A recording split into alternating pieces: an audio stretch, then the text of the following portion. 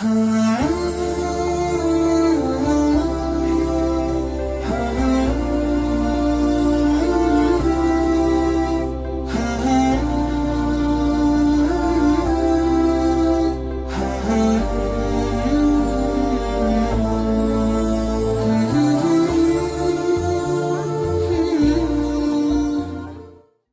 alaikum dashur miq, po takohemi së bashku përmes emisionit Dritarja e Agjëruesit.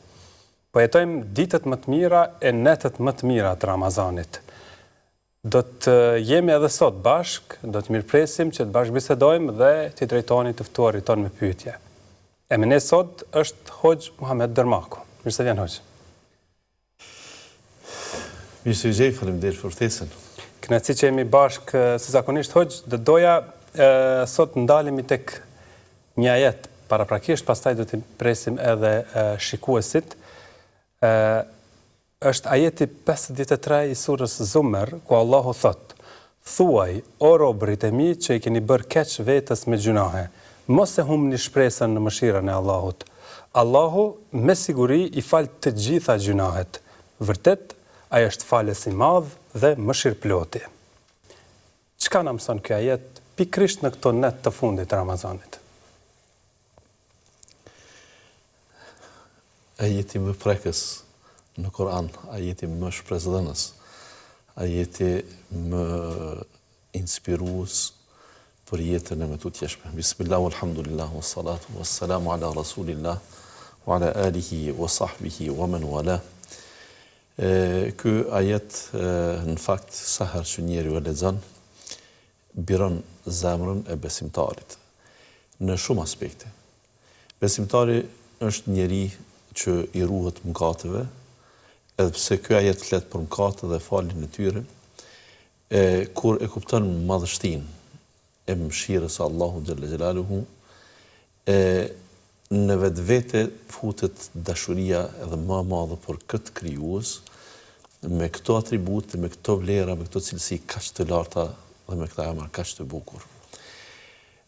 O ju që e keni tepru në mëkate, o ju që keni bërë ndonjë mëkat, 1, 2, 3 dhe mbaroj. Ju që ndoshta keni mendu se bota ka marrë fund. Plot ka njerëz të tillë që ju duket se janë më kriminalët e mundshëm në botë dhe edhe nëse një ditë që shtot populli mbushën mend dhe janë në gjendje që t'i thrasin ndërgjegjes, t'i kthehen njerëzorës, të kthehen me botën normale, të njerëzve, të shtazve, të planeteve, dhe të lundrojnë në anijen e duhur nuk ka ballafaqime dhe nuk ka fundosje. Megjithatë këtyre ju dalin mëkatet e tyre para vetes dhe ja vështirëson shejtani atë rrugë sikur ju duket që e pati e juaja. Sa njerëz na thon dua të vinë në xhami, por e pati ime. 70 vite isha në kafe, në kafene, isha në vende të alkoolit, isha në vende të bigjozit, isha në vende ku nuk duhej të isha dhe unë s'jam si filani, tash i zgjot edhe ajo ndjenja e sinceritetit, pra që të bëj një krahasim. Unë s'jam si filani që s'ka la gja pa ba, e në fund kishe po bona haxhi, kishe po shkoj atje, kishe po haxheroj, kishe kështu e kishe ashtu. Pra shejtani tash e ka edhe një mundësi që këta njerëz t'i mbaj afër vetes duke menduar se këta tashmë nuk kanë kozmos, nuk kanë hapësirë, nuk ka shtekdalje për ta që mund të depërtojnë dhe që mund të gjejnë eventualisht ndonjë rrugë. Këta të shkret dhe këta të gjorë harrojnë që Zoti i tyre me precizitetin e krijimit në gjithçka, Zoti i tyre që ishte i urtë në gjithçka, ai kishte edhe disa atribute të tjera, që janë atributet e faljes. Madje në këto net që ne përsërisim atë lutjen e famshme, o Zot, ti je falës dhe e do faljen, andaj më fal mua. Allahu e don aq shumë faljen sa që është përshkruar në këtë mënyrë, nëse ne do të ishim të gjithë njerëzit të pagabueshëm, do të krijonte një popull që gabon, e që pendohet e që ai t'i falë. Atë shumë e do faljen. Pra, është në gjendje pra, të themi kësaj, edhe të mos jetë bota perfekte, vetëm e vetëm të ketë nga gabimtarët që kërkojnë falje Allahu ta promovoj faljen e tij. Dhe ky është Allahu. Ky është Allahu. Por në anën tjetër po e përshkruani edhe robin si gjunahçar I thelluar në gjunah. Që e ka tepruar. Dhe krahas kësaj, derisa robi e njeh kështu veten për çka edhe stopon për të penduar, a duhet di edhe diçka tjetër robi? Pra ta njoh gjendjen e vet dhe t'i dorëzohet plotësisht krijuesit. Ta njeh gjendjen e vet. Krahas gjunaheve dhe nevojën për Zotin që ka. Dhe ta njeh Zotin. Tash është momenti të bëj një krahasim. Mëkatet e tij dhe falja e Zotit, cilat janë më të mëdha. Cila është më e fuqishme, cila është më e kapërcyeshme. Pra me mëshirën e Zotit, me krahasu. Këtu është muhabeti, sepse ne në fakt ne bazohemi në vetvete. Dhe ne shpesh themi, po unë sikur t'ja kisha bërë dikujt këtë unë s'kisha shpresu të shkoj te dera ti dhe t'i kërkoj falje se e di që ai ka hasmëri, ai ka hidhrim me mua, ai ka hatërmbetje të hatashme. Madje unë mund të jemi rrezikuar që ta takoj atë, edhe vetëm ta përshëndesën, mos lasëm dhe të hyj në temën që unë shka i kam bati. Dhe këtë e mati dhe me vetveten, po të ma kishte bë mu dikush këtë, kur nuk dhe t'ja kisha falë, edhe po të ishte djali im, edhe po të ishte vajza ime, edhe po të ishte njeriu më i afërt me mua. Pra ne bazohemi në këtë dhe shpeshere pasqyrojmë Zotin me cilësi të mangëta njerëzore. Dhe kësaj na del se mos troket atë. Është gabimi më i madh pse mëkatarët nuk kthehen te Zoti, mendojnë se nuk do t'i falë Zoti me këtë kalkulim? Me këtë kalkulim. Dhe ky ajet në fakt më fal mëkatarët, edhe hoxhallarët. Mos ishte ky ajet nuk kushkucon t'jam sy i kësaj. Allahu sikur e ka zbrit dhe ka thënë në mënyrë të qartë, sa që është kushtimisht ka qenë e mundshme që hoxhallarët, dietarët ta zbusnin këtë ajet. O ju që keni gabuar, jo, o ju që e keni tepruar në mëkate. O ju që mendoni se mëkatet e juaja dhe oqeanet nuk krahasohen. Ma shumë ka mëkate që ju i keni prodhuar se që ka ujë toka. Më shumë mendoni se ju jeni të rënd me mëkatet e juaja se sa që rëndën toka dhe qej, dhe kësaj e mendojnë që ka t'jam sy unë tashme. Allah thot, për këtë kategori, la taqnatu min rahmetillah. Mos e humni shpresën nga mëshira e Allahut. Pra, me siguri i fal të gjitha gjunahet Allahut. Sepse inna Allah yaghfiru dhunube jami'an. Allahu nuk ka lloj të mëkatit që nuk është në gjendje ta falë. Duke ditë se mëkati më i madh në fytyrën e tokës dhe më i padurueshëm për Allahun është t'i bëhet shirk atij. Të pretendohet se edhe dielli është Zot. Të pretendohet se edhe hëna është Zot. Edhe mos lasme krijesa tjera se edhe filani ose fisteku, se edhe filan imperatori ose filan mbreti ose filan monarku, edhe ai mund të jetë një farë Zoti. Edhe faraoni i kohës së tij ose i çfarëdo kohë, ai mund të jetë Zoti. Pra këtë Allahu në ahiret po të shkoj njeriu me këtë bindje, këtë nuk e fal.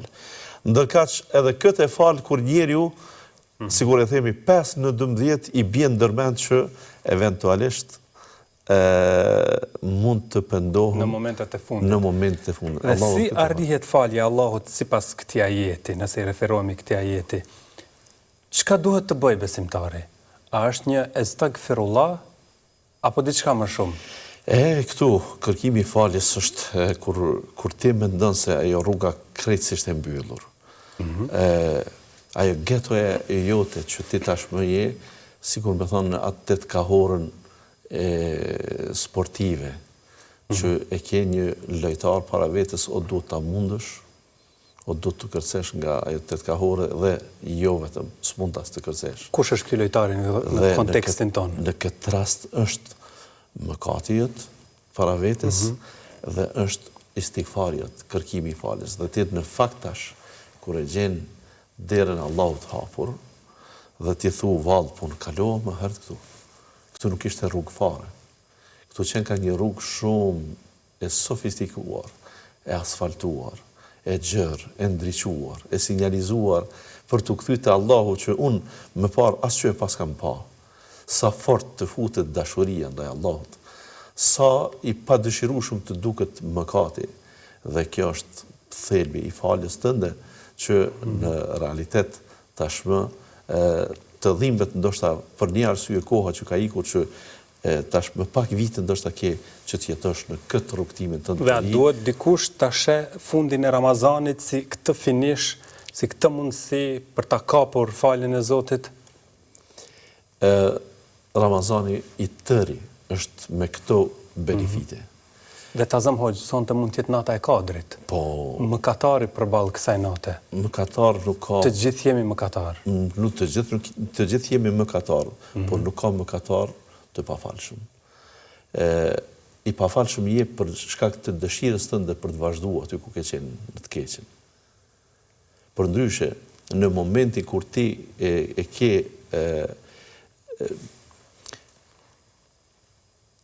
rrugët që Allahu xhelle xhelaluhu në rrugtimin e xhenetit i ka bërë, nuk mund të krahasohen me asnjë shtet më të mirë në botë që mund të njihet si ta zëm deri diku njihet në botë Zvicra, njihen edhe disa shtete që autostradat e tyre janë të mençura, lidhen njëra me tjetrën, megjithatë ka momente kur ti detyrohesh me shku te çoshi atje për të bërë U-turnin, për të bërë kthimin mbrapa, në këto autostradat Allahu xhelle xhelalu ka shumë mundësi të daljes, vetëm ai interesuar.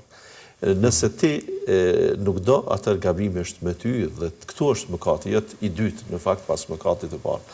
Po që se ti do rrugtimin drejt xhenetit, je bind për këtë dhe e sheh se mëkatet asgjë nuk të sollën në jetë pos shpenzimeve, kokçarjeve, problemeve, prishjes së familjes, prishjes së raporteve me njerëz, imazhit të keq për vete, fëmijëve tu nuk jenë gjendje as të martohesh, ndoshta e mos flasim nëse ke fëmijë të dalësh përballë dhe të thuash se unë jam babi.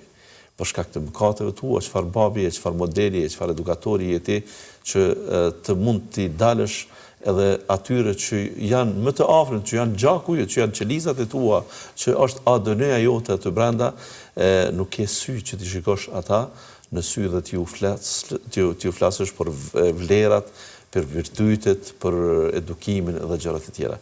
Me fjalë tjera, në moment kur ti dëshiron të kthehesh, kthimi është shumë i mundshëm dhe ai kthim çdo herë është edhe më i mundshëm, por në Ramazan është kulmi. Pse duhet penduar tani, në këtë moment? Në një, arbikun e kem të lidhur. Ai nuk na le. Ai na zbukuron të këqijat. Ai na vështirëson të mirat. Ash-shaytanu ya'idukumul faqr. Shejtani është ai që juve ju frikson, ju kërcënon me varfëri. Nëse ti e bën këtë, a din që mund të dalësh nga puna. Nëse ti prishesh me atë filanin, a din që nëse ti nuk fut alkoolin brenda artikujit të shitjes, a din që mund të mbetesh pa risk. Nëse ti nuk merresh pak edhe me këtë edhe me atë prej harame, nëse ti nuk merr pak kredi, nëse ti je i falimentuar në çdo variant. Pra nuk ka këto cytje. Është i lidhur shejtani. Është i lidhur. Dhe murukum bil fahsha dhe të njëjtën kohë ju çon ka immoraliteti. Shejtani do të thotë juve këto ja vën që ju të përtoni tani, t'i ktheheni rrugës së gabuar. Dhe kësaj e ke shansin. Në një pra për shkak se shejtanit janë të lidhur. Në dy, se të është shtuar ty devocioni me agjerimin, e ke me pra je më i gatshëm. Shumë më i gatshëm. Ti ke bateri që mund të japësh hëz më tepër makinës tënde të zhvillimit në kuptimin e hovshëm, në kuptimin e drejtimit e ka vlerat dhe po ashtu edhe i ke frenat me të ekuilibruar që të ndalesh nga mëkatimi. E kjo sesoj pra ti në Ramazan do ta shfrytëzosh rastin më tepër. Është lexuar më shumë Kur'an, ke shku dhe ke frekuentuar ti apo të tjerët në xhami është thirr ezan më tepër, është dëgju dhe lexu Kur'an më shumë, sa të shumta janë ato xhami që sot bëbëzojnë në thellësi të natës me lexim të bukur të Kur'anit anë kënd vendeve tona, dhe edhe mos qofsh ti direkt nga ata kërkim falësit në ato namazet të natës, në ata mëshirë kërkuesit, në ata namazet e natës, atër mjafton që ai bereqet në lagjen tënde po gjindet, në rrethin tënd po gjindet, nga njerëz që ti tash i sheh ditën po gjindesh, atëherë kjo i bie se është një momentum shumë më i mirë dhe më i thellë. Dhe është ajo mëshira e Zotit që zbret në qiellin e dunjas. Dhe jo vetëm kaq, i cili në çdo ditë të Ramazanit thot, hajde o ti që don të bësh punë të mira, hajde urno. Edhe o ti që don të stupohesh, hajde se unë tash jam të duke të ndihmu. Pastaj në çdo ditë të Ramazanit ka listë të re të amnestuarve. Ne kemi një vit të ri që presidenti me kushtetu dhe respektivisht me ligj mund t'i amnistoj disa të burgosur. 30 net janë që amnistosh dhe jo prej burgjeve, prej zjarrit, prej xhehenemit. Këto janë pazare jashtëzakonisht interesante, kjo falje e madhe. Dhe shumë beneficione të tjera që Ramazani është shansi më i mirë. Për këtë edhe me zemër të plasur, i dërguari sallallahu alaihi wasallam i tha Xhibrilit, tha, në rregull, okej, amin. Çka i mirë është ai që e arriti Ramazanin dhe nuk e fitoi faljen. Për shkak të shansës madhe që tepër e madhe, nëse edhe këtu ti nuk fiton. Përkundër që mëshirë për barë botët ishte dërguar, tha, amin. S'ti çfarë të tjetër. Pikërisht pra duhet të shfrytzuar Ramazanin, këto momentet fundit, këto ditë të fundit dhe net të bekuara të Ramazanit. Sigurisht temë rëndësishme kjo dhe ajet shumë stimulues, madje edhe hadithe dhe edhe shumë çka nga aspekti fetar trajtojnë këtë temë dhe i ofrojnë besimtarit njohuri që i mbetet vetëm se të kthehet te Krijuesi. Vetëm ado. Vetëm ado. Pikërisht. Krejt do të hynin në xhenet, tha i dërguari sallallahu alaihi wasallam, përveç ata që refuzojnë. E pyetën a ka kush refuzon. Po, ka të tillë që refuzojnë në kuptimin, nuk i trokasin mendjes së tyre, nuk e shfrytëzojnë rastin e lirimeve të mëdha, nëse ata duan të kuptojnë se janë në rrugtim të pashmangshëm të ahiretit. Pra, gjithmonë rikujtojmë që ky rast është i lehtë për të shfrytëzuar në Ramazan. E dashur miq, ne tani pas trajtimit shumë të rëndësishëm të kësaj tematike, do të kalojmë linjën tek ju, që mund të na telefononi dhe t'i drejtoni hoxhës me pyetje. Në fakt ne kemi telefonues që po presin për të inkuadruar, e marrim telefonatën e parë. Alo. Përshëndetje. Përshëndetje edhe për ju. Deshta një pyetje hoxhës, edhe pse e kam bërë pram, mirë po nuk është lidhja mirë, rrjeti nuk punojte, edhe nuk e ndëgjova përgjigjen. Po, cila është pyetja? Pyetja është kjo, për sadaka vitrin. Vjetë ja patavon një kolege e cila ishte jetimat, ishte 5 jetima e ka, edhe po punon, edhe shpi ka ndihma edhe për rreth, një po për shkak se ka jetimat, ja kemi dhënë vitrat kolektiv. Një po i dëgjoj që edhe kësaj radhe ja keni dhënë tashmë edhe për këtë vit, apo? Jo, këtë vit jo, këtë vit deshta me marrë vendimin e hoxhës. Po më kujtohet me mesazh, na keni shkruar dhe kemi trajtuar me mesazh. Po, s'është problem. Po përgjigje nuk e kam dëgjuar. Tash do ta merrni përgjigjen. Televizionit, pëngesa pisivia. Po, faleminderit shumë. Faleminderit. Hajde, përshëndet, kaloni. Edhe ne ju përshëndesim juve, do të vazhdojmë me një tjetër telefonat. Alo. Po, noni. Jeni inkuadru në emision, ju presim që të na flisni. Alo. Si duket nuk na dëgjon, inkuadrojmë një tjetër telefonat. Alo, noni. Po. Selam aleikum. Aleikum selam. Desha në pyetje hoxhës e një drejk, që nga sot e kom dëgju një ligjërat rreth çumshtit të gomaricës. Në fakt, unë e kom përdor për shkak se kom probleme me astmën, me alergjin, edhe ka kohë që e kemi kërku këtë çumsht, është goxha i shpejtë. Kom fillu me përdor edhe sot, kom rastis me një ligjërat se është haram përdor.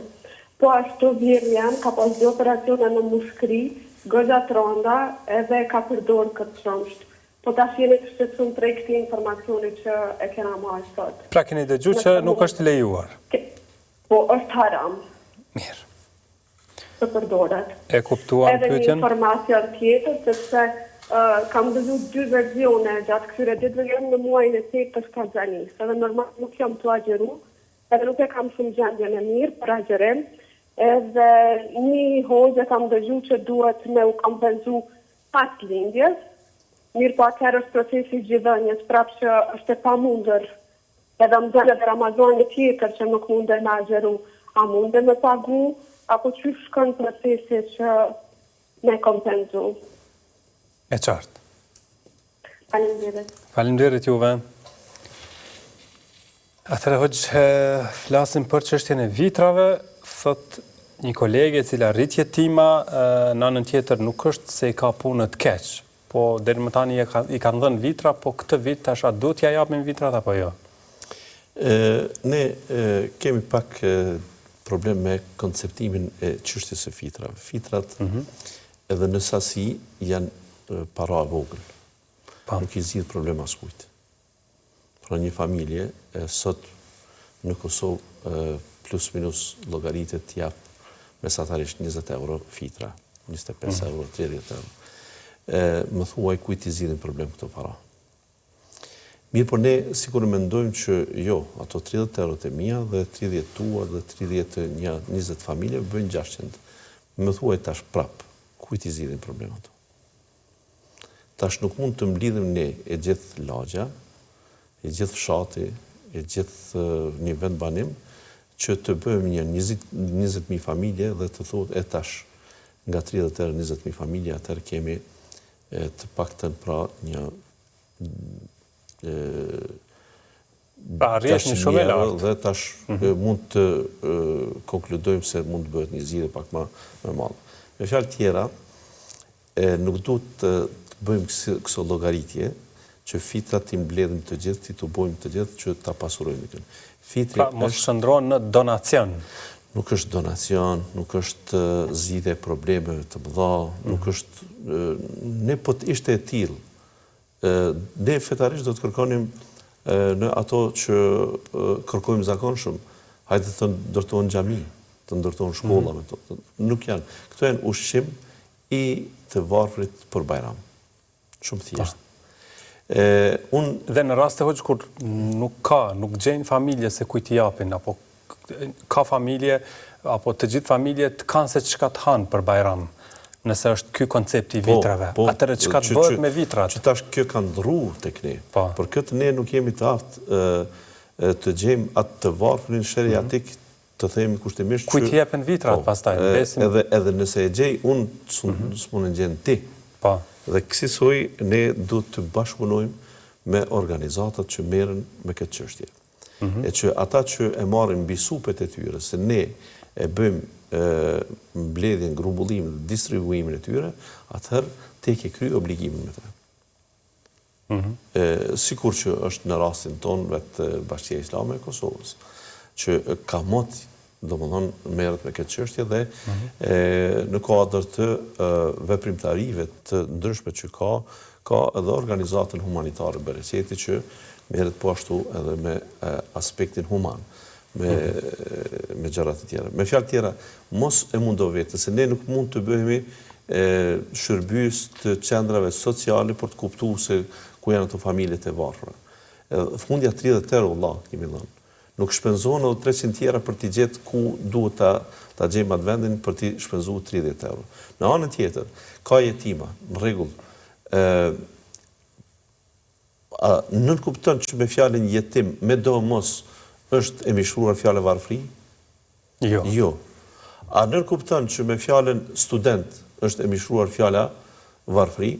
A nën kupton që me fjalën i sëmur patjetër është edhe fjala varfëri, unë e kuptoj që gjitha këto dhe shumë të tjerë faktorë gjithnjë janë gjendje brishtësie. Po, patjetër, sepse nuk është javë të punoj, studenti ka shpenzime dhe nuk sjell të mira materiale. Isëmuri pra është gjendja më e mirë e mundshme është që t'i jepet ndonjë pushim pa pagesë, e që krejt këtu i kuptoj.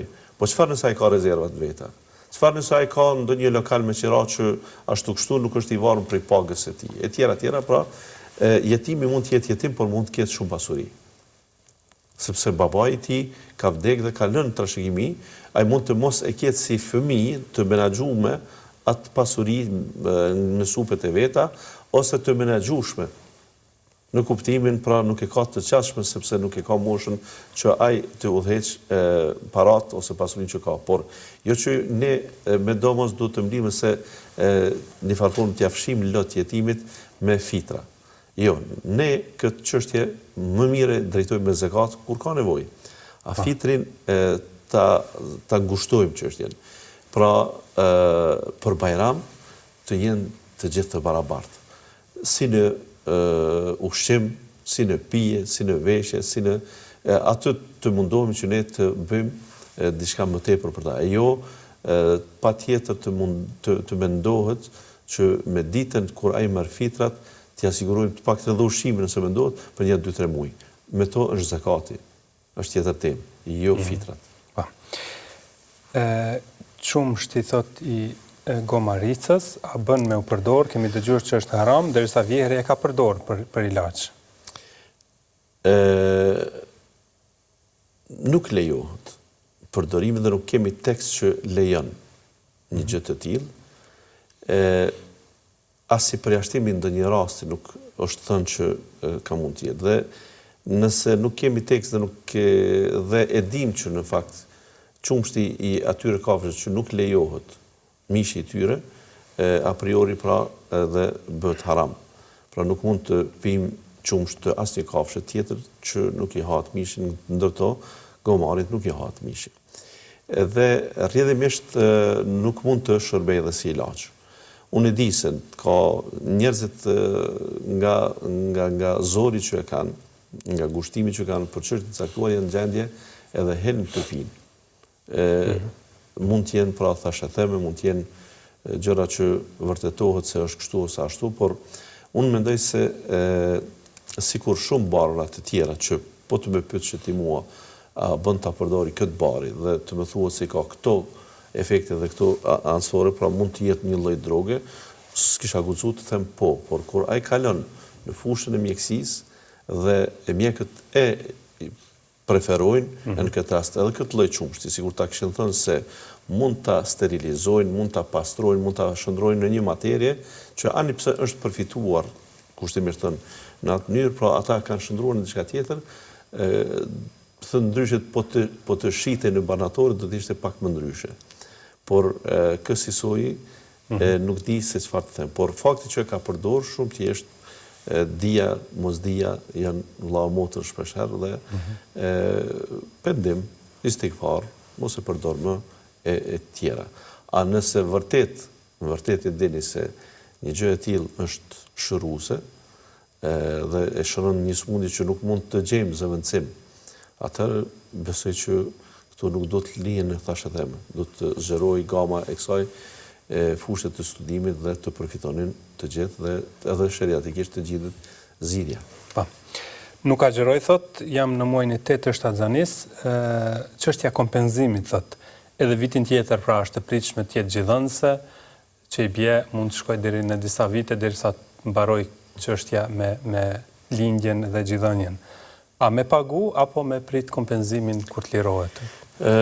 Ka një pjesë e dietarëve që thonë nëse jemi të sigurt që viti tjetër të zë, në aso gjendje që ti nuk mund ta kompenzosh agjerimin e si vjem, atëherë shko me kompenzim me para, me fidje. Megjithatë nuk më duket ky mendim i takoj në atë kuptimin i takoj më duket më bind sa argumenti tjetër që edhe nëse në një gjë tillë na ndodh deri në një vit pas, më mirë pra është ne ta kompenzojmë agjerimin me agjerim. Pastaj kjo çështja se un jam gjithënse shtatzëna dhe zgjedhënësja kanë të drejtë të aprishin agjërimin, por nuk e kanë obligim të aprishin agjërimin. Që i bie, jo çdo ditë e zgjedhënësës është problematike për të agjëruar. Dhe kësaj, pra, nëse nuk i ke agjëruar tërë këto ditë, për shkak shtatzënisë të gjendjen tënde nuk duhet të ndalën. Ne zakonisht më themi, gruaja shtatzan ka drejtë të mos agjërojë, po varet gruaja pe gruas.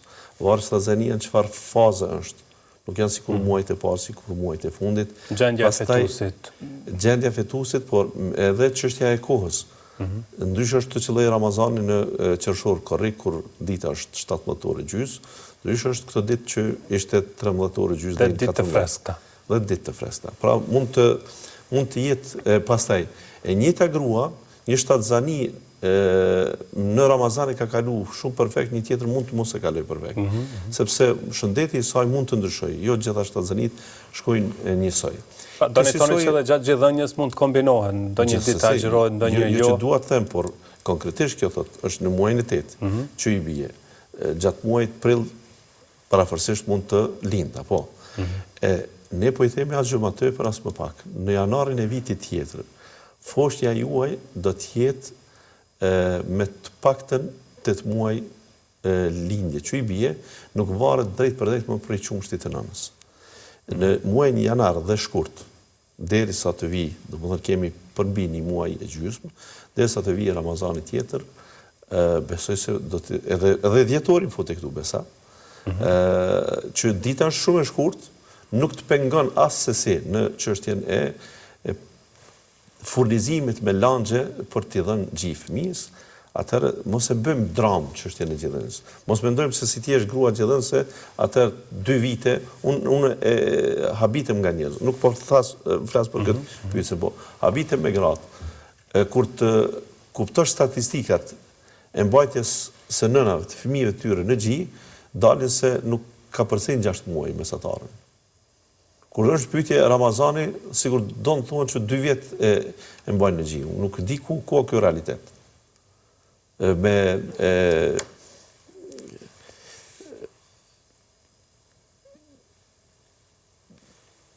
Ushqimet që janë për fëmijë, unë e di edhe nga praktikisht kur kim pas fëmijë të vegjël, janë për shpenzime më serioze që njihen ato ushqimet e hipit. Në fakt, fëmija prej 4 muaj fillon më shumë të varet tashmë prej të tjerave faktor, se sa prej qumshtit të nënës. Pse të prishet agjërimi? Pra, mund të kompenzoj, mund të kombinoj. Nëse i kanë mbet, për shembull, i ka agjëruar 5-16 ditë, kanë mbet edhe 2-13 ditë tjera, atëherë në vitin tjetër, pra. Më mirë është që të bartë në vitin tjetër, se sa të paguaj për të. Dhe ne do të kalojmë tani tek telefonuesit e tjerë, alo? Mirëmbrëma. Mirëmbrëma. Deshta më ja bëj gjithë një pyetje. Po. E kam nënën 70 vjeçare. Edhe ka problem shumë me anaza, edhe me gjendjet, po kur falet, nuk falen të kam vetëm ullën. Edhe gjithmonë e qëtë jastakun për para. Tash aja shumë më kam brengosët, a lejohet me qëtë jastakun për me përkull kryt, a jo. E desha të di një pyetje për hoxhës. E kuptuam, faleminderit. Faleminderit, Allah ju shpërblet. Amina dhe juve. Vjojmë një tjetër telefonat, alo? Alo, përshëndetje. Përshëndetje. Vishëm një po fosë të një pyetje. Po. E para është, unë nuk një dikon që ka nevojë për vitra, a mona mi dërgu që ato vitra të orka e xhamisë. E qartë. Edhe vitra është ku dojmë për fjellë Ramazanin, 6 ditë, në qatë 6 ditë, tikët, a mona me vazhdu me për fjellë mas 6 ditë tjetër. E qartë. Faleminderit. Faleminderit juve. Vazhdojmë një tjetër telefonat. Alo? Alo, none? Alo. Po? Përshëndetje. Përshëndetje. Jam dyre. Po i dëgjojmë, ju lutë që të largoni prej televizorit, ose t'ja ullni zërin. Ja, ullë. Mirë. Të në pyetje për odhën direktër. Kam dëgju që bërë me dëgju Kuranin 3 hapë, dhe pa abdes dhe pa shami. Ke lexu Kuranin 3 hatë me pa shami dhe pa abdes. Po, Kuranin shqip apo arabisht? jo, arabisht është arabisht. Musafin e lezoj, ku Po. lezoj me abdes me kështu, po... Po ka pas rast edhe pa abdes. Apo? Po do me vetë Po, e a qartë bërë me lezua jo. Tash tregon hoxha, faleminderit shumë. I përshëndesim. Edhe ne ju përshëndesim juve. Vazhdojmë një tjetër telefonat, alo? Alo, përshëndetje. Përshëndetje. Dhe ishta mja bojë hëgjës një pytje, a është Po. keq mi folë vishë të 3 kote për teravije dhe me hejtë? Ku më shku? Në shprej. Se jo, Me shku në gjami, mi folë vishë të 3 kote në teravije dhe me hejtë, thoni. A është keq? Ju kuptuam plotësisht. Faleminderit. Faleminderit. Mirë, e tash të dashur miq, ne do të shkëputemi vetëm për pak çaste, rikthehemi pas pak.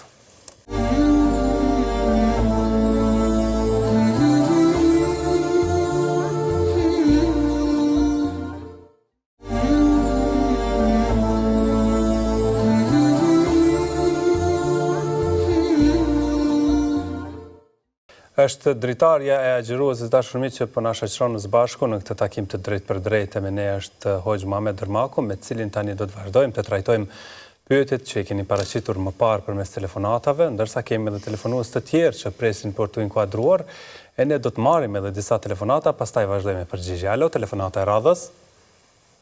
Selam aleikum. Aleikum selam. A do dëgjoni mirë? Po, shumë mirë. I kam një të pyetje për hoxhën.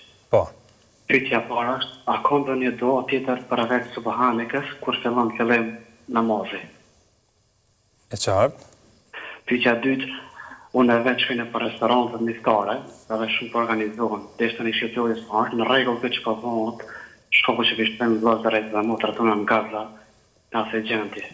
Deshte me ti toqës më sërë pjeteva ta shkëtë boja. Unë vetë shkoj, po mos është pak si, deshte me thonë, së të projnë pak.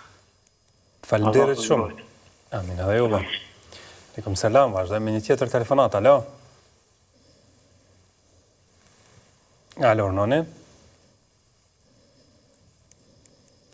Po i presim. Selam aleikum. Aleikum selam. Desha një dy pyetje për mu. Po, Desha ta për në parë, dhe atej ka shari ta volte. është edhe një herë? Në parë, Po, e dy këti që ta volte. Edhe nuk më kujtu për otër, a i komfort. A do të me përsëri të takt, a unë sërish nuk e dëgjova mirë pyetjen sepse ka ndërprerje kjo telefonat, e ke fjalën ke harru me i thonë salavatet në farz apo si? në farë. Ke harru me i thonë Dhe në të salavatet. jotë. Kur të tha me të jotin, i tha me dhe selavat. Edhe më hukë koncentrit për pal 2 e për pal 4.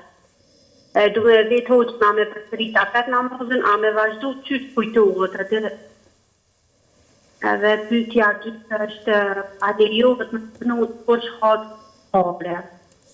Çka me punu? Hatë me të kënu dikosh me fare. Hoxha po me ne.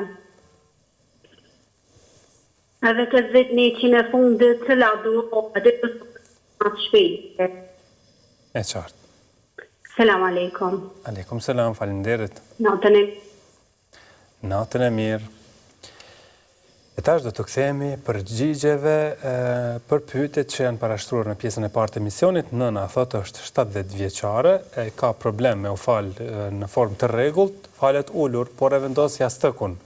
A është në rregull? Jo, nuk është në rregull. Ata që falen ulur, nuk e kanë obligim të prekun tokën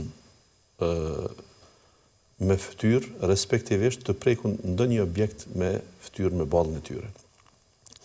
E kam fjalën për ata që falen ulur në karrige, të cilët për shkak të gjunjëve nuk mund të kërrusen, nuk mund të qëndrojnë ulur. Ndërkëse ata që falen ulur, e që mund të jenë edhe të shëndosh, pra në teravi, mund të falen ullur njerëzit edhe në mënyrat të tjera, atëherë i bie se ata persona du të bëjnë sejdën. E bëjnë, domthonë, kur rrinë ullën, si ku më them, në tehijat, falen kësisoj, kur janë në këmbë, ndërkaq kur shkojnë në ruku me një krusje të vogël, ndërkaq sejdën mund ta bëjnë sepse e bëjnë, sepse janë ullur. Këta që janë në karrik nuk duhet as të vendosin diçka më lart, as asgjë. Pra, rukuja e tyre është një krusje e vogël, sejdja e tyre është një krusje pak më e madhe, por shumë simbolike. Dhe kaq mjafton. Qartë. Vitrat thot ta bën me i lënë në arkën e xhamisë, me deponu aty. Unë për të qenë më precis se tash nuk e kuptoj se çfarë ka dash të thot motra me arkën e xhamisë. Arka e xhamisë tash është të vërtetë që çdo xhami ka arkën e vet, ku njerëzit lën para ima e tjera, që shërbejnë për mirëmbajtje të xhamisë, për higienë, për bledh ndonjë preparat, ndonjë detergjent e tjera. Në atë rast fitrat asesi nuk guxojnë të lënë atë. Domthonë xhamia nuk është vend i fitrave. Ne e kemi të diskutueshme njerëzit që a janë mjaftueshëm të varfër. Dhe unë jo rastisht përmenda, pra po të ishte fitri që jepet për diçka tjetër pos çështjes së të varfërit në ditën e Bajramit, ne do të thonim për mirëmbajtje të xhamive, por nuk na lejohet në gjë të tillë. Pra, hoxh, kur thoni se mund të jepen në këtë rast në institucionin e Bashkisë Islame, kjo nuk nënkupton të lihen në xhami. Jo, mirë, po Bashkia Islame në fakt këtu i organizon nëpërmjet xhamive, përveç mënyrave tjera, në për zyre, në për metodat të ndryshme, tashmë janë edhe metodat si vjetë edhe më të sofistikuara nëpërmjet formës digjitale sene. Mirë, po vetë xhamit janë institucione ku në këto ditë imamët kanë pranuar bllokat e fitrave me cilat ngarkon dhe pra të çohen tek imami, po, por jo të vendosen në arkë të xhamisë dhe të mos dihet për çfarë janë lënë. Sepse unë po qëse i lë në arkë të xhamisë 20 euro, të gjithë ata organizatorët e xhamisë, mirëmbajtësit e xhamisë, nuk e dinë se unë i kam lënë për fitra. Ata do t'i dedikojnë ato për mirëmbajtje të xhamisë. Dhe unë duhet të di vendin se ku po i orientoj ato saktësisht. Thot, përcjellja e Ramazanit, çka nëse ato 6 ditët e para të Shevalit është me cikël? Nuk prish punë, që është me cikël, pasi ti kaloj ato ditë, i kompenzon. Pra Shevali është një muaj dhe ka hapësirë. 29-30 ditë. Ka hapësirë të mjaftueshme edhe për një cikël, edhe për të shpagu, respektivisht të agjëru ditët e ciklit të Ramazanit, edhe për të agjëru 6 ditët tjera të Shevalit. Ka lexu Kur'anin 3 herë, duke qenë ndonjëherë me e pa abdes edhe pa shami. Për pa shami nuk është shumë problem, edhe pse më e preferueshme do të ishte me shami, por nuk është shumë problem. Pa shami është problem nëse je në vend ku dukesh. Pra dhe duke bëj ibadet edhe ti jesh pa shami, nuk është e hishme. Por nëse ti je në xhami ku është hyrje e grave, që nuk hyn burrat, pra mund të lexosh Kur'an pa shami. E mos flasim nëse kur je në shtëpi para antarëve të familjes. A çështja pa abdes në mëdhëmin ton, mëdhëmin Hanefi, prekja e mushafit pa abdes është gjë rrepsisht e ndaluar. Pra mund të lexosh përmendesh, mund të lexosh edhe nga telefoni, mund të lexosh nga ndonjë aparat, por që nëse është mushaf, mushafi nuk qilet, nuk shfletohet pa abdes.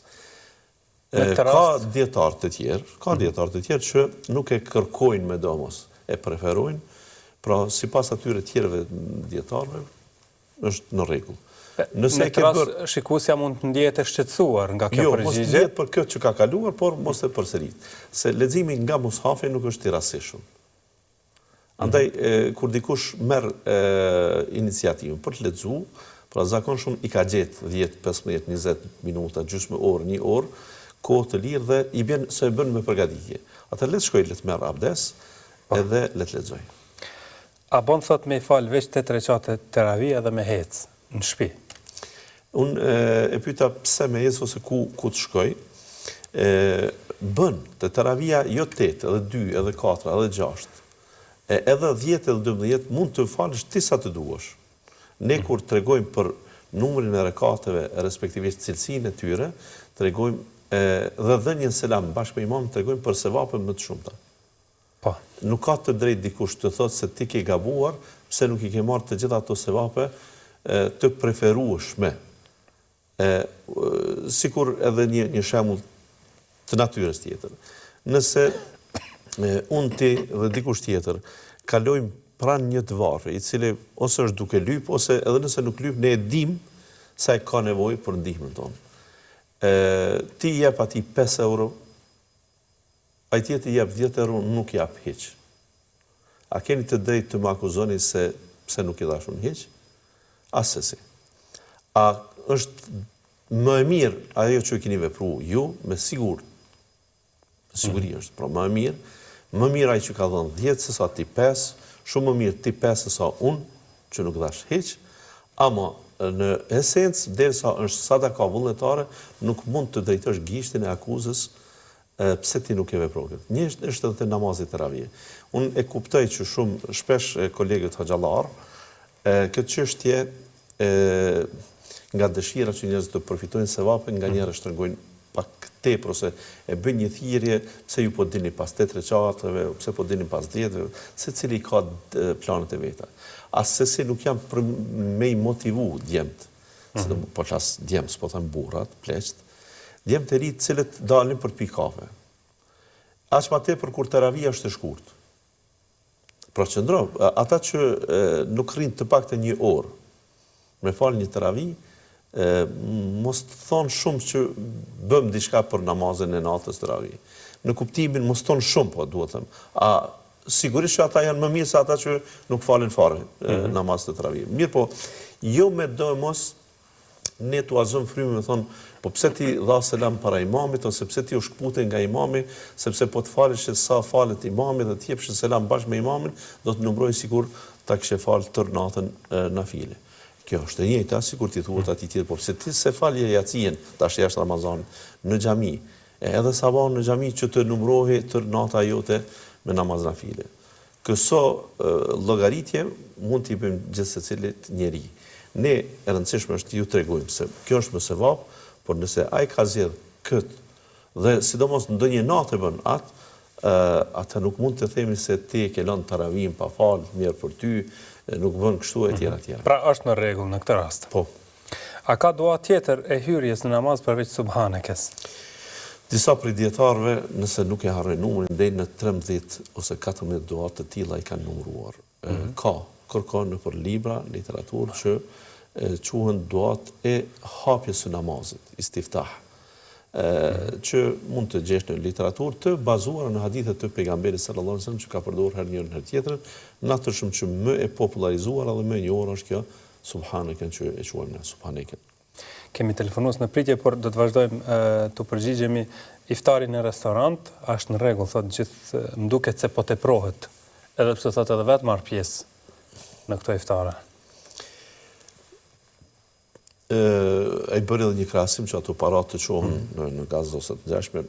Vllai nderuar, nëse shikohet nga prizmi i solidaritetit, ne jo çështja e iftarëve. Ndoshta iftari është çështja e fundit që ne mund të bëjmë si llogari se ku të shpenzon ato para këtu ose aty. Dhe gjithmonë këso lloj fajesh ne kemi në mënyrë të vazhdueshme sepse thënë ndryshe ato para duhet të menaxhohen mirë, por jo nga unë dhe ti si individ. Neve po të kishte dikush në emër të ummetit që na kërkon një gjë të tillë, jo iftare, po edhe iftarët në shtëpi do t'i reduktonim shpenzimet. Dhe jo vetëm iftarët dhe ushqimet, por do t'i reduktonim edhe shpenzimet në karburante. Do ta thjeshtësonim jetën. Për të solidarizuar me atë që është duke vuajtur. Tash, derisa një gjë të tillë nuk e kemi, nuk mund të themi se e gjithë bota duhet të mbyllet, se nuk e kemi këtë hirën. Në fakt, edhe po të më thuash ti mua se unë duhet t'i çoj parath në Gaza, unë nuk e di edhe kanalin ka është. Nuk e di edhe si sistemohen, sa i vend është i okupuar, Ti nuk mund t'i futesh ato para me njerëz që futen se s'futet do të njeri. Aty a do të bashkëpunohet me ndonjë nga hebrejt e vendit që bankat në Tel Aviv që funksionojnë, nuk di, thjesht nuk di se si funksionojnë gjë tillë dhe derisa këtë nuk e di, nuk mund t'i them dikujt se po bëhet një teprim këndej e andej. A ka teprim po në gjithçka? Si në veshje, si në gjithçka tjetër që kemi teprim normal. Thot ndodh që në farz më hum koncentrimi dhe pastaj jam në dilema, i kam falur 2 apo 4 rekate. Si të veproj në këto situata? Konkretisht përmendi se në uljen e dytë lexon edhe salavatet krahas tehijatit. Dhe leximi i salavateve vetë ju të çon me mendu se je në fund të namazit. Në mëdhëbin ton, salavatet nuk këndohen jashta në uljen në cilën ka selam pastaj. Pra uljen e fundit. Për në uljen e fundit. Pra ulja e fundit mund të jetë edhe ulja e parë të namazit sabat. Por te akshami dhe këto 3 namazet tjera janë nga 2 ulje. Atëherë në uljen e parë lexohet vetëm tejati dhe shahadeti, në uljen e fundit lexohet tejati, shahadeti, salavati dhe lutjet. E tash ka mëdhëbe tjera që e preferojnë që salavatet të lexohen edhe në uljen e parë dhe nëse këto ngatrohen i bie se a jam në uljen e dytë apo në të parën. Dhe rrjedhimisht si duhet veproj. Ajo përmendi në fakt përgjigjen vetë në pyetje. Tha, a mund të vlerësoj gjendjen në mendimin më të sigurt që ka. Ashtu edhe duhet të bësh. Nëse ti mendon se më shumë je se i ke falë 2 rekate, atëherë ato janë 2 rekate. Nëse mendon se jo 4 i ke falë, po ke një dilemë për 2, atëherë do t'i llogaritesh që janë 4. Mirë, por në fund, në 2 variante duhet bësh seviserte. E në rast se mendimi juaj është i balancuar në mes 2 dhe 4, atëherë ndërton në numër më të vogël, që i bie 2. Dhe rrjedhimisht çosh në këmbë, vazhdon edhe 2 rekate të tjera dhe pastaj i bën 2 sejdë. Pra asesi të përsëritet gjithë namazin. Jo asesi. Seviserte. Me kënu hatme me pare a bën? Jo, nuk e kishim preferu një gjatë të tillë, sepse ajo është çështje e argatit për lexim të Kuranit, është problematike. A bën të lexohet Kur'an për të vdekur nëse ti di vetë ta bësh? Po.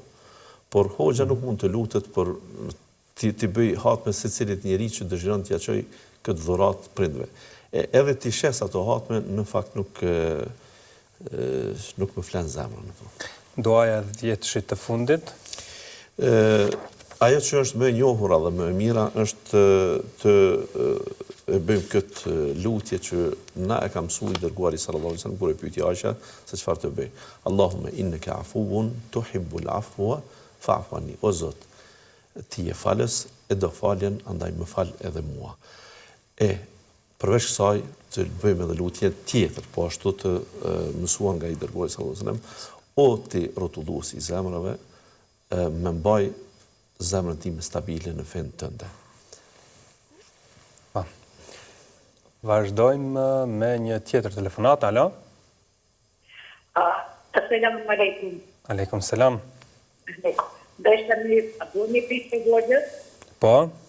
E jam një non muslimane, dhe gjërëj të bëjë të gjithë, dhe të danin, edhe të falin mutin, edhe Kuranet të lezojnë shkuën në Korape të rritë, po nusën e kom shtazdohme, e kam thënë doktorët ka vajtë. Dhe ju ka qetë me qisë emnin Aneja, a kanë Kuran e jo. Nëse nuk ka, nuk e qetë, nëse ka, e qetin. Emela. Po, gjithë të ndërruar. Emela emrin, apo? Aneja, po, Aneja. Mirë. Vazhdojmë me një tjetër telefonat. Alo? Selam aleikum. Aleikum selam. Për ty dhe për hoxha më nderuar. Po? Agjerem të pranueshëm për gjithë muslimanët. Inshallah edhe për neve të tonëve. Amin, amin. Zbashku me. Pyetja jam e parë është, a është në rregull unë edhe namazin e drekës e fali 2+2? Sunetin, po? Sunetin e parë, po. Pyetja e dytë është, nëse gjatë ditës edhe që jam me avdes, i ndroj, du veç çoropat me ndru, a prishet avdesi, a duhet me mor avdes përsëri? E qartë. Pyetja tretë është, a është në rregull që unë çdo 2 në rekat namazin e taravive e nisi me ajetin kursi, se nuk di sure shumë, edhe du me bo pak ma gjatë, ma mirë, me adhon hakun pak ma mirë. A është në rregull kjo apo i bëj gabim? Du me thonë, çdo 2 në rekat, filloj me ajetin kursi, e çështu vazhdoj 20 rekate i kry. Pam. Ke pyetje tjetër? Kto se s'po du mi monue, kisha dash veç mi ditë namazet me zo ku ngritet zoni ma shumë, ku duhet mi ull pak, që tonë nuk jam shumë e qartë, nuk edhe se kam mundësinë se jam shumë larg pe Kosovës. Edhe njëherë për çështjen namazet me zo. Po. Namazet i sabahut edhe akşamit me zo, ku duhet me ngrit zonën pak ma shumë, a kish pas mundësi hoxha pak me na demonstru, për ata që nuk dinë si kurun. Allahu ju shpërblet, këto ishin pyetjet e mia, ma bëni Allah se e zgjata. Jo, s'është problem. Do t'inkuadrojmë edhe telefonatën e fundit. Alo? Selam aleikum. Aleikum selam. Një pyetje kam për hoxhën. Po. Fjala zymëra, çfarë do të thonë, si më më kuptuar hoxh. Edhe një herë? Fjala zymëra. Apo e kuptoni hoxh? Jo, nuk e kuptoj. A është grupe që shkojnë gjennet, e ndërtan. Nëse mundet... Regjia, nëse mundeni me na ndihmu, që ta kuptojmë pyetjen?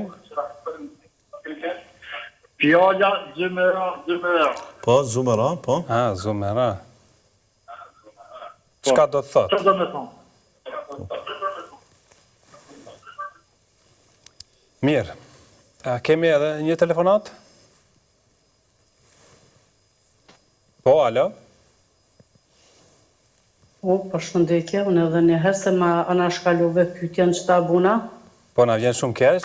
Cilën pyetje? Keq, s'ka problem, veç për me bu njetë për namaz. Fal. Apo e përsërit pyetjen në mënyrë që ta kuptojmë plotësisht edhe të përgjigjemi. Shembull, kur të fillon namazin e sabahit, a duhet me thonë pe bëj njetë me fal namazin e sabahit. Nijeti për namaz. Po. Se një hoxhe kumni që ka thonë bon me bo, një hoxhe kumni që ka thonë zbon me bo. Se vetë faktikisht kur fillon namazin është njetë. Ndërkohë, kishim telefonuesën e cila në ndërhyni thotë se nuk mu përgjigjet në pyetje. Nijeti, çështja e nijetit para çdo namazi. Në fakt kishte të drejtë se e vërejtë që e harruar. Nijeti është më shumë çështja e nijetit me zemër.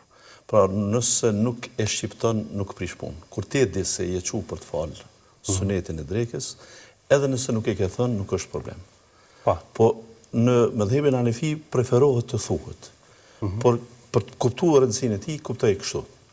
Nëse nijetin pa hir e bën gabimisht, duke thënë drekën e thu i ke ndijen. Ama ti me zemër din se e ki drekën, atë nijeti është në rregull. Pra është çështja e vetdijes, pra është e vetdijshme për çfarë namazi. Mirë, kemi edhe pyetje tjera, por tani do të vazhdojmë me telefonata, pastaj u përgjigjemi pyetjeve. Alo? Alo? Po? Selam aleikum. Aleikum selam. Unë jam mufti i Kosovës, Naim Tërnava. I nderuar, kënaqësi që po dëgjojmë. Si jeni? Faleminderit. Mirë, jam duke ardhur nga Ferizaj, isha sante në iftar atje. Dhe po shoqëroni me emisionin ton me siguri përmes radios. Jam duke dëgjuar dhe kjo më shtyri që bëjnë telefonat. Kënaqësi që po dëgjojmë, na thoni si keni kaluar gjatë këtyre ditëve të muajit bekuar të Ramazanit. Kryesisht kemi kaluar mirë dhe lut Zotin që këto ibadete, adhurime, agjerim që e bëjmë vetëm për Zotin të na pranë neve dhe të gjithë besimtarëve. Amin. Kudo që ata jetojnë dhe veprojnë, inshallah Zoti na falë dhe shëndet. Dhe na mundson që ta festojmë edhe festën e Fitr Bayram. Dhe gjatë këtij Ramazani sigurisht keni pasur shumë aktivitete dhe shumë besimtarë kanë fektuar xhamin. Jemi munduar që të jemi bashkë me besimtarët. Jemi munduar, por ajo që më shtyri santet ju telefonoj, i faleminderit që patët mundësinë dhe më hapët telefonin. Një herët ju aty përgëzoj për programin dhe për kontributin që jeni duke dhënë edhe gjatë muajit të bekuar të Ramazanit. Faleminderit. Dhe desha t'ju them, besoj që edhe edhe besimtarët do të më kuptojnë drejt. Po? Unë nga njëherë në tubime dhe masovike, them se një vetën mirë dhe jam shumë i fort kur kam një kuadër të tillë. Ndaj, sot vërtet edhe më tepër u bindës se Medresa El Audin ka prodhuar edhe hoxhallar si kur musafirin që e keni sante. Dhe unë dëshiroj të përgëzoj për të gjitha ato kontribute që i ka dhanë, mirë edhe sante për ato përgjigje jashtëzakonisht më dhanë në raport me të gjithë dëgjuesit të cilët pyeten. E lu Zotin Gjeleshan nuk që këtë tash problemet mirat të tij edhe ju e përgjithsisht të gjithëve, dhe inshallah të gjitha këto që ky i tha sante, po them, i shkojnë edhe shpirti të babës së tij, Mullah Hafiz Idrizit, i cili ka qenë me të vërtet një imam, një hoxha, një aktivist shumë i madh për çështje fetare, mi dhe për çështje kombëtare. Ndaj ju përgëzoj me emisionin, ju përgëzoj për hoxhan, e falenderoj hoxhan për këtë kontribut dhe i them që t'jap kontribut në këtë drejtim aq sa komisi për të dhënë, sepse popullata siç po shihet ka nevojë për kontributin e të gjithëve. Ju falenderoj shumë. Falenderojmë edhe ne shumë, me ftyrë nderuar për këtë inkuadrim. Falenderoj shumë. Dhe ju dëshirojmë shëndetet, kaloni sa më bukur edhe gjatë këtyre ditëve të Ramazanit. Vazhdoni, falenderoj shumë, falenderoj shumë. Faleminderit edhe juve. Selam. Aleikum selam. Ishte pra me ftyrë e Kosovës zotri Naim Tërnava, i cili u inkuadrua në këtë emision. Ndërkohë Miftiu kishte fjalë miradije për kontributin e hoxhallarëve, për programin tonë, si dhe për kontributin tuaj në veçanti edhe u përmend edhe Hafiz Idrizi, Allah më shiroftë. Natë e befasive, për mua është natë e kadrit. Natyrshëm që janë fjalë emocionuese, sepse nëse kam ndonjë vlerë, të vërtet nga ajo që tha muftiu, është se po i takoj familjes së Hafiz Idrizit, por edhe kisha mësues si muftiun. Nëse kam arrit të marrë edhe të përqoj të bartit të gjenerata tjera, është kontributi juaj. I them muftiut, i pata thënë para një kohë... Respektivisht mësuesit. Pa tjetër, edhe një zyrtarit të Bashkisë Islame që tashmë është në pension, për një aktivitet të caktuar, kur një nxënës më kishte uruar diçka dhe ai personi më shkroi në privat dhe më tha të përgëzoj për punën dhe nxënësit që të duan. E i thash atij, thash të je njëri prej atyre që ke kontribuar që unë t'jam para nxënësve. Rrjedhimisht nuk mund të marr unë një sevap e të mos kesh të hisën e te. Mufti i Kosovës, përpos që është mufti dhe lider i një komuniteti më të bashkuar dhe më unik, jo në Ballkan, po mund të them në krejt botën islame, që përfaqëson dinjitet shumë muslimanët e këtij vendi dhe ne në fakt jemi ndi gjithë një krenar me te. Por ka ngja ajo që është interesante, që ky para se të jetë mufti, ka qenë profesor në medrese në një periudhë ku shumica e gjeneratave të mia po flas. Kolegë të mi që janë pak më të vjetër e mos flasën më të ri, e kem pasur edhe mësues, andaj edhe kontributi i tyre është direkt në zhvillimin ton të mirëfillt, e që nëse ja huqim ndonjëherë janë gabimet tona, por udhëzimet e tyre kanë qenë jashtëzakonisht të fuqishme. Edhe elanin që e kanë, punën që e kanë, në moshën që janë, vërtet janë frymëzim për ne. Kësaj unë diva i befasuar, faleminderit shumë muftit, falenderoj nga zemra për fjalët miradije që ke, bindjet e mira që ke për mua, edhe për medresen, edhe si vatër e dijes ku kemi mësu, po tash edhe si vatër ku unë punoj tash 18 vite, ku nuk e keni pas let, sidomos në periudhat caktuar të keni besimin në mua që të më lëni në dorë ditarin që ju keni pas më herët dhe rrjedhimisht edukimin e gjeneratave të tjera, por besoj që jemi në një vijë. Patjetër, ne do të vazhdojmë tani me, në fakt, telefonata nuk kemi më, do të përgjigjemi në pyetjet e parashtruara më herët. Telefonuesja e më hershme thot emri Amelia apo Amela. Po, emri Amela, në fakt, të na vjen pak i deformuar. Emel është shpresë. Tamam emër shpresë. Edhe në gjuhën arabe përdoret për emrat të gjinisë femërore. Pra, kush e ka emrin Emel në gjuhën arabe, po e them ose tek arabët, është e nënkuptueshme që është emër grash, emër vajzash. Tek ne detyrohemi që emrave të tillë t'ju vëm mbaresa femërore që të kuptohen më lehtë. Për shembull, Zeynep është, por ne i themi Zeynebe. Maryam është, po i themi Maryeme. Në këtë rast edhe Ameles, Emelit, për mos i thënë Emel, Emeli, për të dukur se është emër djalë, i them Emela ose Amela. Aja ka nga anglishtja dhe është treguar kështu. Pra, është emër i mirë, nuk ka pengesë për këtë. Fali sunetin e drekës thot 2 nga 2 recate.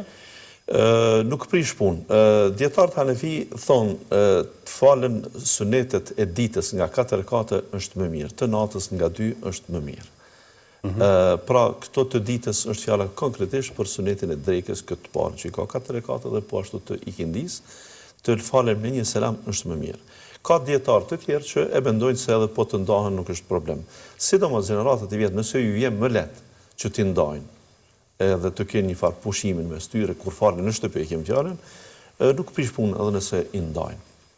Kurse ata që falen në xhami, nëse i ndajnë mund të humbin kohë nga një herë, duke tentu mi nda me 2 selame dhe duke lexu pastaj 2 teshahude, fillon atje i kameti dhe më mirë është që, më sevap është që të merret tekbiri fillestar pikrisht me imamin, se sa të falen këto sunetet 2 nga 2. Po. Thot, a kam abdes nëse vetëm i ndroj çorapet, duke pasur abdes? A do të me përsërit abdesin? Jo, sepse i ke la komt më herët. Kjo, nëse i ndron çorapet, është fjala nëse ato çorape ose meste janë meste të trasha, mbi të cilat ti kur ke marr abdes i ke dhënë mes. Dhe kur ato i ndron, në fakt ato duhet la këmbët. Ama nëse janë vetëm çorapa, të cilat ti kur i patë mbadh, ke pas abdes sepse i ke la këmbët, tash i ke ndruar, nuk prishet abdesi. Teravi thot t'i fali me Ajetul Kursin, në çdo 2 rekate e them këtë sepse nuk di më shumë sure. Bollajet mirë po dishe, dhe edhe është i gjatë, edhe nëse përsëritet shumë nuk është problem, por kundrazi është ruajtës dhe mbrojtës i çdo njeriu kur e lexon atë. Andaj mirë shumë. Një pyetje ishte rreth namazit me zë. Po, kërkoj që edhe ta demonstrojmë se sa mund ta lëshojmë zërin. Është fjala, ne themi për namazin pa zë, sidomos për gratë dhe ashtu falen pa zë, por mund ta bëjnë një përshpëritje të vogël sa të dëgjoj veshji i tyre. E nga njëherë veshji i një të moshuar mund të jetë pak më i rënduar, që themi, i duhet që të bërtas më tepër për ta dëgjuar veten. Nëse ka arrit në këtë gjendje, atëherë duhet ta di, pra se ka problem me dëgjimin, e të mos e dëgjoj pra veten në atë rast. Mos t'i jap zor ta dëgjoj veten, sepse po ta dëgjoj veten, i bie se lexon me zë fare. Përshpëritja me zë i bie kësaj. Alhamdulillahi rabbil alamin, arrahmanir rahim, maliki yawmiddin. Pra sa për të dëgjuar vetë. E dëgjoj veten, nuk të bezdis ty. Edhe po të ishe afër meje në saf. Kjo është domethënë zhurma sa mund të lejohet. Zumera thot, çka do thot?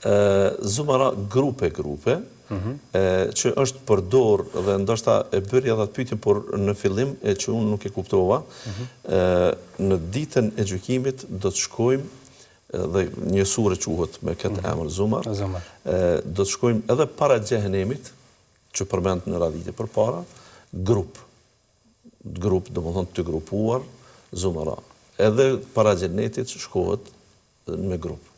Para xhenetit do të presin në rend, edhe pse është vend për dënim, nuk e gjejnë mikpritje, nuk i gjejnë dyrë të hapur, pra ato shkojnë grup dhe kur hapet dera, domethënë të kërcehet në zjarr. Ndërkaq tek xheneti është gjendja ndryshe, sepse atje veç gjinden dyert e hapura, edhe tek dyert e hapura dhe pse shkojmë pra me grupe, bie se dikush e ka ditë se po shkojmë, na ka parapri, edhe na thuhen fjalë të mira, pra keni bë punë të mira, andaj fedkhuluha khalidin. Hyni këtu dhe do t'jeni të përhershëm, të përjetshëm. Allahu na mundsoft. Amin ya rabbal alamin. Të falenderoj shumë hoqë. Më nderë qofshi, falenderit shumë për juve. Fjalët që ja tha muftiu mos ja përsëris unë dhe uroj që të mos ju rritet mendja, pra kontributi juaj është i çmueshëm.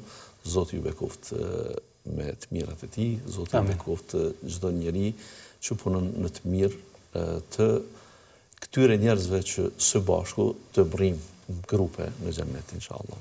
Amin. Dashur miq, kështu arritëm në fund të takimit të sotëm të emisionit Dritarja e Xhirosit. Takojmë inshallah nesër në të njëjtin termin. Deri atëherë mirëmbëjtje dhe selam aleikum.